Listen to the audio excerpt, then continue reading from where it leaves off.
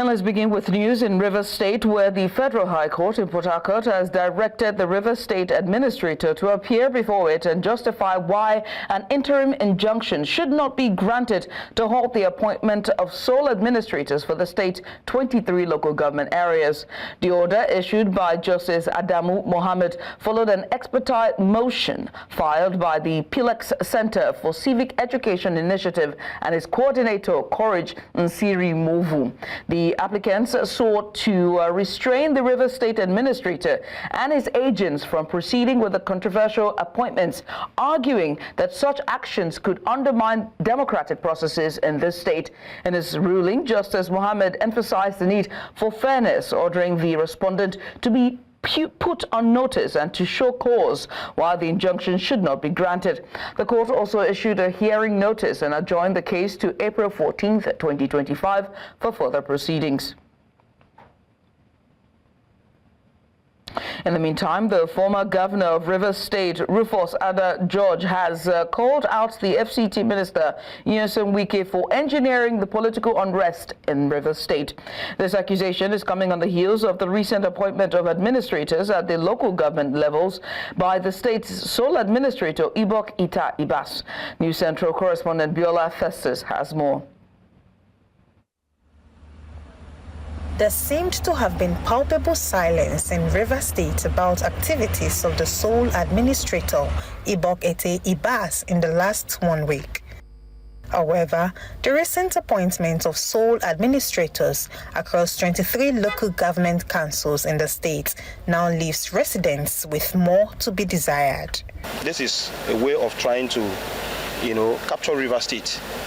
It's purely politics that they are playing here, because the president said that he was sending the sole administrator to come, broker peace and restore governance in Rivers State. And I don't think that what he is doing at the moment is a way of restoring peace and brokering, good governance in the state. You can't fight illegality from the point of illegality. First of all, the appointment of that sole administrator is not known to our constitution. It's alien to our constitution as far as I'm concerned. When you are even taking loyalists of one particular group and then putting them on the list and making them sole administrators at respective local government, what are you telling us? It means that what you wanted was, because you wanted the suspended governor of Rivers State to have done your bidding. Of course, the 8-point agenda that was given to him and all that, recall the assembly member, do this and do that, all was to force him to do their own bidding. Over the weekend, the so-called caucus of the National Assembly and the FT minister himself came down to Rivers State.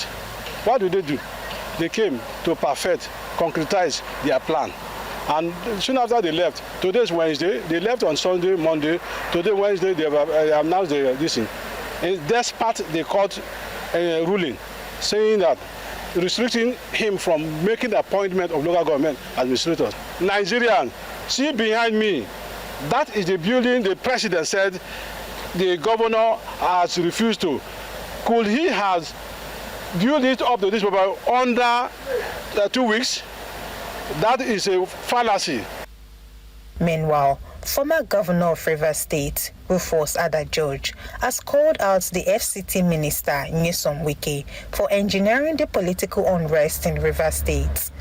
Ada George, who was governor of Rivers State between 1992 and 1993, strongly frowned at the FCT minister's involvement in the crisis leading to the declaration of an emergency rule. Wike is the architect of all these things. He has watched. Mr. President has traveled and is not back.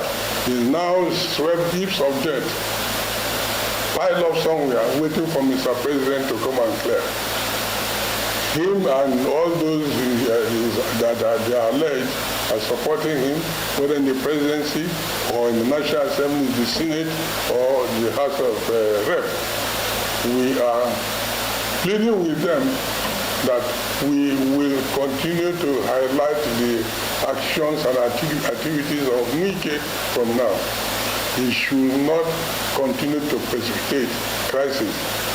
He knew probably the military administrator had invited some people for peaceful resolution discussions. He went in. He was reported to have been here on the 7th, Monday evening, traversing the whole days visiting the military administrator. Then the following day, this announcement came through. So he is, I'm holding him responsible for all the crises in Rivers State. Following the appointment of the sole administrator in the state, civil society groups have constantly accused Ibas of breaking constitutional laws. When they said that a reconciliatory committee made up of respected and eminent Nigerians should be set up, that is what we expected should have been done by this time. If the president was not aiding and abetting what is happening here for his own advantages, the president can end this whole quagmire political struggle, political imbroglio in less than 30 minutes. And how would he have done that? Call the minister who is under your own employment. Tell him, mister, you have been the governor of this state for 8 years. Now someone else is there. Stop your interference with governance in Rivers State. I don't want to hear the name Rivers State from you. In fact, before you visit Rivers State, you must take express permission from me, and I must know what you are going there to do. The committee of eminent person to resolve the crisis within this period of emergency rule. Who are those people? What criteria will be employed in terms of determining who makes up the committee? Who speaks to the president? Who is close to the president? How will he come up? What kind of, in terms of stakeholder mapping, how do you identify these people? People that will be unbiased. Or you pack a bunch of biased people to be on the committee and they will just read the script that will be handed over to them. Rivers State is in dire need of rescue. They, however, maintain that the ball remains in the court of President Bola Tinubu to restore peace and stability in Rivers State. In Port Harcourt for News Central, Biola Festus. And you're welcome back. The presidential candidate of the Labour Party in the 2023 election, Peter Obi, says Nigeria is collapsing, charging the opposition to speak up against bad governance in the country. Obi, who was speaking at the National Executive Committee meeting of the party in Abuja, decried the level of poverty and hardship Nigerians are facing. He said that things have gotten bad and it is time to stand together and for the right things, starting from the Labour Party. The Labour Party held its National Executive Council meeting in Abuja, the nation's capital, at the Transcom Hilton Hotel, and was chaired by former Finance Minister Nenadi Usman. And now to discuss this, we're joined by Executive Director, Not Too Young to Lead Initiative, Elvis Akpabio. Mr. Akpabio, thank you so much for joining us. So let's just get started, shall we? I mean, what indicators substantiate Peter Obi's assertion that Nigeria is collapsing? Are there measurable governance indices to support or refute his claim? Yes, there are. For me, like I've always said in every platform by myself, I don't have another country aside Nigeria. So, and I will not want to play politics with the issues of Nigeria. At the moment, you can't, as a Nigerian, you have a lot of doubts traveling from, let's say, Delta State to Abuja by road. You have to tell your families, and you see calls keep coming because of bad roads. One, insecurity. You're not sure if you get to your destination. That's one. Then there's hike in, foodstuffs and all that. It's very rarely to be inspired by when it comes to, the policymakers lately. You see cases of people who ordinarily should be role models are people who are either involved in sexual harassment, scam, or either involved in sending prayer to your mailbox. So at the moment, it's a very difficult time to be a Nigerian, but for me, we'll continue speaking up because Nigeria belongs to all of us. Whoever is steering the ship of Nigeria today is just privileged because out of trust that will give whoever that president, the president that baton, to lead us. But we must speak up. Another thing I notice again is lately is the fact that I was speaking with someone from the Department of Petroleum Resources lately. You see news of a decrease in the pump price of petroleum, of fuel. But when you get to the fueling station, you find out that it's always the same thing. So it seems as if everything in Nigeria is just, collapsing, like Peter Obi said. But as citizens, we can find a middle ground, and we must continue speaking out. Now, considering current economic indicators like, inflation or unemployment numbers or even exchange rates, would you say that the term collapses are hyperbolic or accurate? It's not hyperbolic, it's accurate. I forgot to mention that exchange rate. I just changed dollar for 1,600. Not too long, and before now there were times where we changed the exchange rate was just around 800. 800 we're still complaining, but at the moment today is 1,600, and you can imagine if you are doing business abroad, how difficult it is for you to navigate in that sphere. So in as much as I know it's very, very difficult, like Nigeria's problem seems very, very ambiguous, I would want to say is hyperbole. I think what Mr. Obi said is true, and everybody needs to sit up. Every policymaker needs to sit up, because during electioneering, everybody today mounting any position of authority today promised that they will bring positive change and not glean on the inadequacies of the previous administration. They were elected to solve problems and not to make excuses. He also urged the opposition to be more vocal. And when you think about our democratic systems, what mechanisms ensure a healthy and even effective opposition, given what we've seen in the PDP's camp and even the Labour Party's camp? Is the Nigerian opposition fulfilling this role? Are they doing their best? No, they are not doing their best, I must confess. Despite, I have some friends at the APC at the moment, but that does not mean I will not speak out on what I'm saying already. I noticed that at the moment the government at the center wants to do a one-party system. Is that I was listening to the news yesterday where the Labour Party, they were having their issues.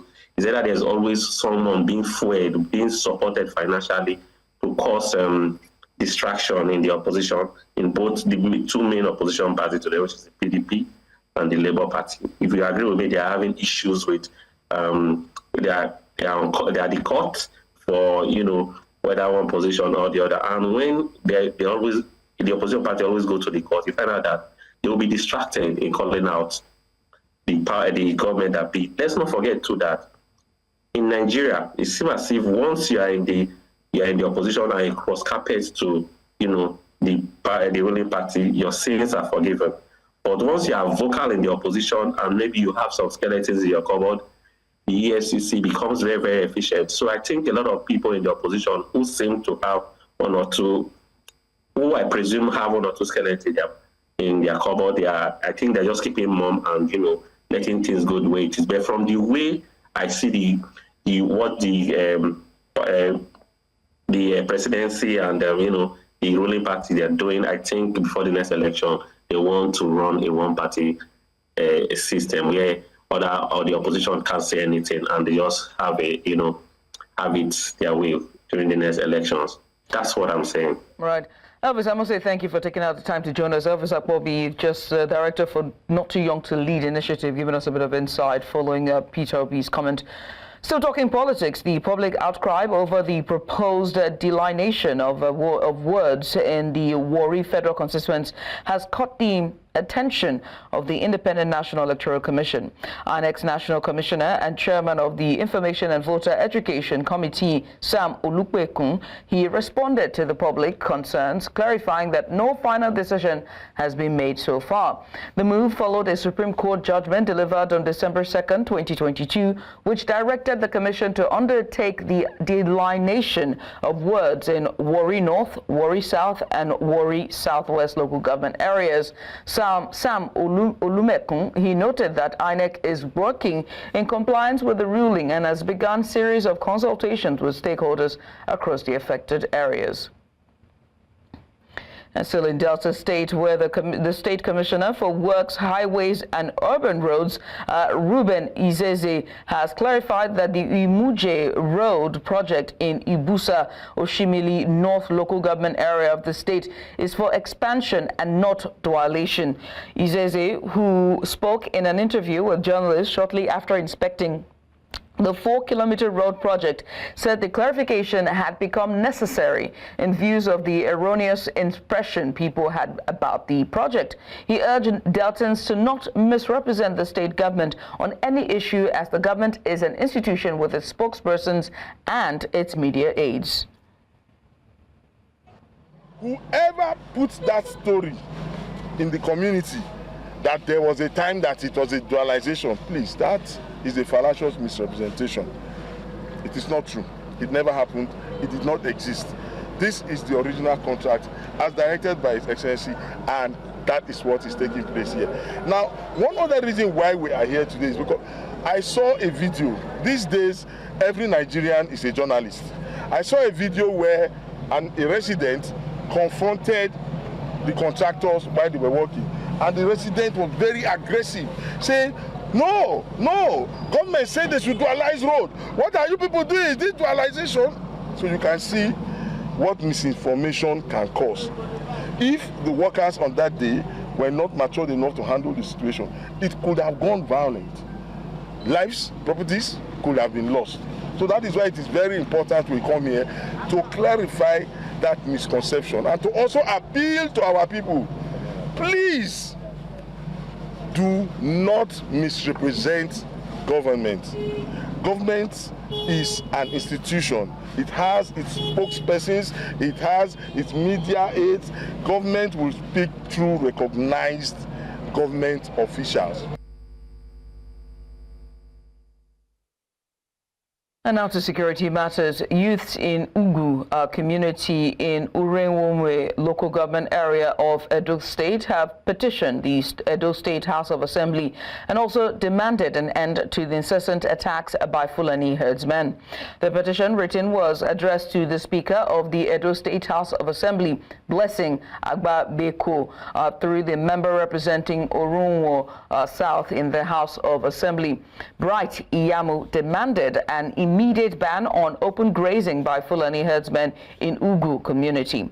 The group said that many villagers have been killed, others kidnapped, while women have been raped severally in the community by Fulani herdsmen. The activity of the Fulani herdsmen in our locality is becoming unbearable. Women, our men, our youths can no longer go to their farm because of this issue. Issue of insecurity is not only just in Ugu ward alone. It's all over Edo States as of today. As of yesterday, I was already compiling names of some youths, elders and women. I will soon be calling for a town hall meeting. I want we all to sit and talk, have an agreement that this is what we are going to do about this, so that the necessary indices needed to capture these people will be provided. I will only say, by way of an undertaking, that whatever that we take for us to do the needful to ensure that this protracted security challenges is nipped permanently in the bud. I will do all within my power to support. I remembered that I moved a motion concerning insecurity. By the grace of God, Senator Monday Bello, the Executive Governor of Edo State, has assured us the way and manner he wants to go about this insecurity in the whole of Edo State. Away from that, a catastrophic fire has torn through the Warri IDP settlement in Kanduga, resulting in the deaths of 2 individuals and the destruction of thousands of shelters. The disaster has left many displaced and in dire need of assistance. News Central's Umaru Kirawa completes the report. Searching through the rubbles, leftover items from the fire outbreak that rapidly spread through the overcrowded settlement, destroyed makeshift shelters, and leaving survivors in urgent need of aid. Inhabitants of Warri IDP resettlement here fled from their ancestral homes of Warri, Konduga local government area of Borno State for the past 10 years, taking refuge here.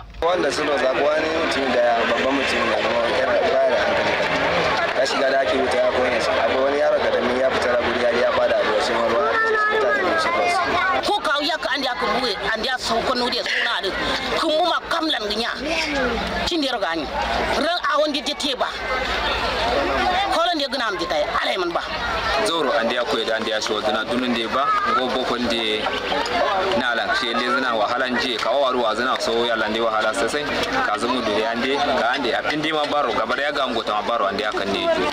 Agumnatu no go to and Drupana Chokuto Kuro, Muradina Surwahala and their Sutulu. Access to basic necessities such as food, clean water, and healthcare is another nightmare for the Warri IDP settlement. I'm calling the attention of the Northeast Development Commission. Northeast Development Commission is there to support for this, type of this situation, and they have to come to support these people. And NEMA, we have them. They have to look into this community. Community members are calling on the government to honor its commitment and provide sustainable solutions to their displacement as they continue to struggle for survival. We have to come and secure the place personally for them to even settle here and to remain as an inhabitant of the state. So the need for the government to be up and doing to resettle them quickly become absolutely necessary because of the natural fire disaster. The fire incidents at Warri IDP settlement highlight the urgent need for improved fire safety measures and enhanced emergency response strategies within IDP camps in Borno State. In Konduga for News Central, Umur Kirawa. The President of the Senate has petitioned the Inspector General of Police, Kayode Egbetokun, seeking an investigation into an alleged assassination plot made against him by suspended Kogi Central Senator Natasha Akpoti-Uduaghan. Akpabio petitioned the Inspector General in a letter dated April 3rd, 2025, where he denied the accusation and called for the prosecution of Akpoti-Uduaghan for criminal defamation. The petition has the Attorney General of the Federation and Minister of Justice in copy. Senator Akpoti-Uduaghan had accused Akpabio of instructing former Kogi State Governor Yahaya Bello and Governor Usman Ododo to assassinate her in Kogi State, claiming that it would give the murder the appearance of act perpetrated by her constituents. Following the devastating effects of climate change made more visible by the environmental degradation, which continues to threaten livelihoods, public health and economic stability of citizens, experts have called on faith leaders to join growing calls for climate action. They say informing audiences on the need for climate action through their summons can provide the moral and ethical foundation needed for lasting sustainable action. Our correspondent Edong Joseph has more. From rising temperatures to extreme weather conditions, events and widespread pollution, communities across Nigeria are already feeling the impact of environmental challenges made more visible by climate change. However, beyond policy documents and international climate summits, experts believe that more can be achieved through faith-based approaches. How does faith practices help? Naturally, like I said, if we had even practiced the faith from the beginning, because God made everything with seed in it, so that, that concept of continuity is embedded in the very heart. The Bible tells us that the whole earth is the Lord's and the fullness thereof. And so we are called to take care of the earth that God planted us as stewards. With religion playing a central role in Nigeria, environmental advocates say empowering religious leaders with the right knowledge can help shape public attitudes and actions towards climate change. It's a bit bad for us to assume that suddenly because people are religious leaders, therefore they understand these issues. So for me, the first thing is, if we want them to really play their roles effectively, they have to first of all be trained and be educated. One key concept gaining traction is the circular economy, a system that emphasizes reducing waste, reusing materials, and creating a balance with nature. Faith leaders are now being urged to integrate these principles into their sermons and teachings in a bid to create a cultural shift towards sustainable living. Faith in and of itself that teaches you the essence of gratitude, it teaches you the essence of contentment, it teaches you the essence of living within your means. It's the same way if you put it into circular economy. It teaches you how the idea of recycling, the idea of reusing. They can start by having maybe in the churches and the mosques different recycling bins where you have bins for plastic or bins for waste, segregating our waste. That's a way to start. As Nigeria struggles to tackle its environmental crisis, many believe that faith-based initiatives offer a promising path, which involves blending spiritual values with practical environmental solutions. In Abuja for News Central, Idunk Joseph. And you're welcome back. We continue in Guinea, where the opposition leader Aluba has appeared at the Court of Appeal in Kanuri on charges of insulting the head of the ruling junta, only to have his trial abruptly postponed to April 16th.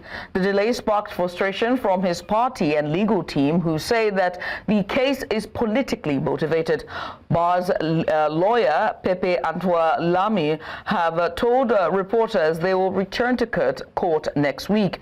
The charges come amid rising tensions between the military-led government and opposition parties as the junta faces growing criticism over delays in returning to democratic rule.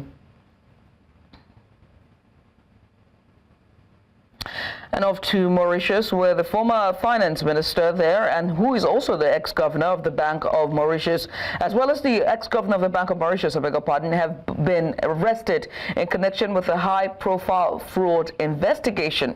Now, the Financial Crimes Commission says the two are suspected of abusing their positions to facilitate an illegal disbursement of around $1 million. The money reportedly came from the Mauritius Investment Corporation, a state-owned entity, and was transferred to polling company Menlo Parks Limited, also known as Pulse Analytics, just days before late year's legislative elections. Now, a director of the investment corporation claims he was coerced into making the payment on their orders. Now, both men have denied any wrongdoing, but the former finance minister was initially arrested and released on bail in January, whilst the ex-CBN, the ex-Central Bank chairman, had been barred from leaving the country. Now, the arrest come months after a coalition led by the Prime Minister returned to power following an election marred by economic discontent and scandal. And off to South Africa, where the country is hosting the 17th by now conference of the International Association of Women Judges from the 9th to 12th April 2025 in Cape Town. The conference is held under the theme Resilience, Women in Leadership to End Gender-Based Violence and Femicide, and will bring together approximately 900 judges, magistrates, legal professionals, and policymakers from across the world to address the global scourge of gender-based violence and femicide through judicial leadership and activism. News Central's Bongani Ziziba reports. Legal minds from across the globe convened for a common goal to champion justice, equality, and rights of women, all representing diverse countries ready to confront some of the most pressing issues facing the world today. This conference is a platform for robust discussions on justice with a keen focus on gender-based violence and femicide. Over the next 3 days, they will explore the critical issues that undermine the dignity and safety of women. And the respect is an issue that I feel very strongly about. When I see my male counterparts using extortion against women, and particularly young women, in the workplace, and expecting them to give them favors so that they can rise up the ladder. This is something that needs to be talked about. Light needs to be shed on this. There's nothing as demeaning as a big oga, as you say, a man who is in a senior position, requiring and demanding sex from a younger subordinate so that they may rise, so that they may get better pay, so that they may be better treated. And we do need to shed light on this. Among the speakers is Justice Binta Nyako of the Nigeria's Federal High Court, shedding light on the harrowing reality of sexual harassment in workplaces that continue to plague women around the globe. Collectively, we must advocate for systemic change. This involves not only enhancing legal protection for victims of gender-based violence, but also addressing the social norms and cultural attitudes that perpetuate such violence. This is where resilience becomes a communal effort. Together, we can foster a culture of zero tolerance towards violence in all of its forms. Justice Nyako's call to action resonated deeply, urging her fellow judges to recognize their crucial role in shaping societal attitudes and enforcing the rule of law. The dialogue here is not merely words, it is a blueprint for change. The diverse delegation present at this summit symbolize a collective commitment to justice. Each representative carries the hope of their nations, tasked with translating the passions and ideals discussed here into actionable change upon returning home.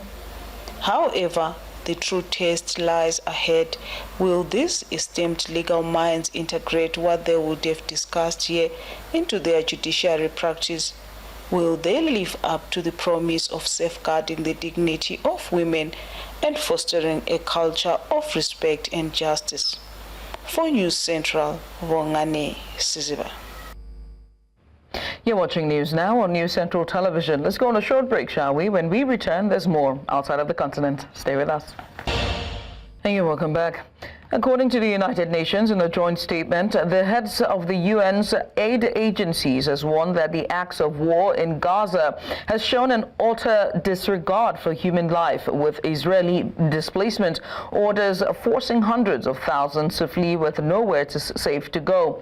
Recently, the UN Children's Fund announced the closure of 21 malnutrition treatment centers in Gaza, owing to the resumption of hostilities and the recent evacuation orders issued for areas where the centers were operating. According to the Doctors Without Borders operation in Gaza, the situation has become dire. And now to help us to just unpack this, we're joined by Mariam Laroussi. She is the MSF Emergency Coordinator, and she joins us live from Al-Mawasi, Khan Yunis in Gaza. Mariam, many thanks for doing this with us, and also well done on all the hard work that you are doing. I must say thank you. Just can you share with us how the situation is like for the people of Gaza and also for the healthcare workers like yourself? Okay, thank you for having me.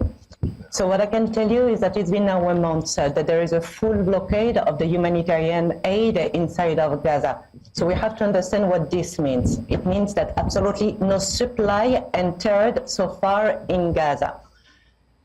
When it comes to food access, so the main bakeries are all closed now. So those bakeries were the main food income for many of the Gazan people in here. They're not existing anymore. There is not much food in the market right now, and the prices are skyrocketing, which really impact the most vulnerable people inside of Gaza. Besides that, we have to know also that since the 9th of March, Israel decided to cut one of the main electricity lines that feeds Gaza. That electricity line allowed the desalination plant to function correctly and therefore brings water inside of Gaza. So right now we're also talking about the lack of water within the Strip. There is less drinkable water and less water generally. People start already to drink unsafe water because there is no other choice. Then it comes also to hygiene. I mean, to have a bare basic hygiene is extremely difficult now. No water, but also no hygiene product on the market.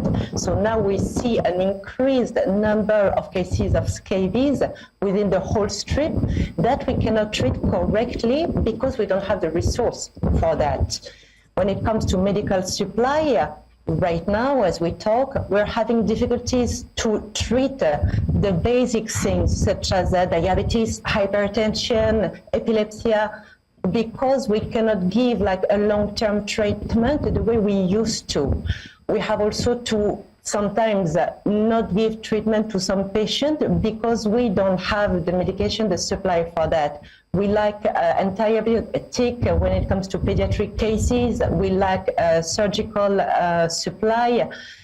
I mean, as it goes, we're gonna have to treat our patient with less and less quality of care, and this is absolutely unacceptable. Mariam, at this point, with all of the list that you just reeled out, it begs to ask the question whether or not the blockade is affecting it, and how the blockade affected your ability to procure these essential medicines and medical supplies that you just mentioned, and what specific shortages are you currently facing that impact patient care in this list that you just reeled out? Like I will tell you about painkillers. We have to do dressing. A dressing has to be done with painkiller. It's extremely painful. Now on a daily basis, we're having patients that we have to treat without painkillers. This is like a very basic thing that we cannot do already. And it goes like worsening and worsening absolutely every day. And I can only imagine. Mariam, I must say thank you for your patience and thank you for your hard work. And we do hope that this ceasefire, all persons come back to this table for a ceasefire to be happened and for the blockade to be lifted. And so persons would need, and so yourself and all of the other members of the MSF can continue their hard work and their good work that they're doing. But Mariam, thank you so much for taking out the time to join us. Mariam Larousi, they're joining us from Gaza to give us a bit of insight on the emergency and healthcare crisis going on in Gaza. But that's all we can take at this hour. But before we go, let's take another look at some of the major stories. The Federal High Court in Port Harcourt has summoned River State Administrator over the appointment of sole administrators for the state's 23 local government areas. INEC has said it has not finalized on the proposed delineation of words in the Warri federal constituency. And we also told you that Mauritius ex-minister and former central bank chief has both been arrested over alleged financial fraud committed while in office.